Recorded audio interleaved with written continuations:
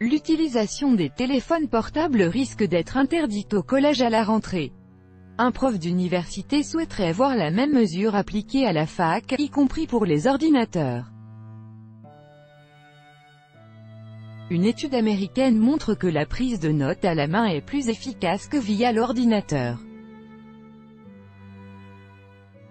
L'ordinateur nuirait-il aux études, alors que le texte de loi sur l'interdiction du téléphone portable à l'école et au collège est examiné, ce mardi, par les députés? Un professeur de l'université de Lille souhaiterait voir la même mesure appliquée à la fac, mais aussi pour les ordinateurs. Explication d'Olivier Esteves, professeur des universités en langues étrangères appliquées, Léa, à Roubaix. Que reprochez-vous au portable? Je mesure depuis quelques années les dégâts causés par l'utilisation des téléphones portables, mais aussi des ordinateurs en cours. Il serait naïf de croire que c'est un progrès parce que c'est moderne. Les deux sont un fléau. Ce sont des heures et des heures d'attention qui sont perdues à cause des ordinateurs et des téléphones portables. Vous êtes contre l'utilisation de ces nouveaux outils, pour les étudiants, pas pour les enseignants. Moi-même, j'utilise la vidéo et les outils informatiques pour donner mes cours qui sont d'ailleurs disponibles sur le site internet de la fac. L'ordinateur est un très bon outil pour présenter des cours, mais pas pour les assimiler. C'est ce que pointe du doigt une étude américaine. Que montre-t-elle? D'abord, un étudiant qui s'amuse sur son ordinateur déconcentre également les étudiants placés derrière lui.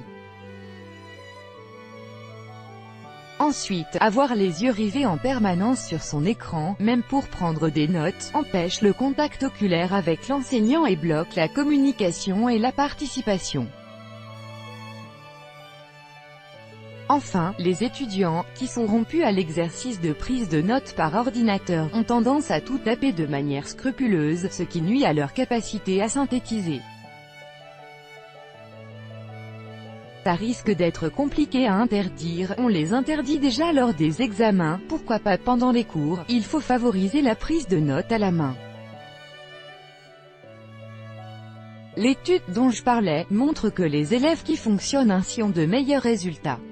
Je montrais récemment à mes étudiants la photo d'un amphi au London School of Economics. Il y avait environ 200 étudiants et aucun n'avait de portable, ni d'ordinateur. Il s'agit pourtant d'un campus prestigieux à Londres. Les enseignants sont-ils prêts à engager ce bras de fer avec certains étudiants? L'an prochain, je vais interdire l'ordinateur portable pendant mes cours. J'en ai discuté avec certains collègues qui sont d'accord avec moi. Mais il ne faut pas négliger une autre difficulté, les enseignants achètent le silence avec le portable ou l'ordinateur. Les travaux dirigés sont plus calmes aujourd'hui car, lorsque les élèves s'ennuient, on leur permet de faire autre chose.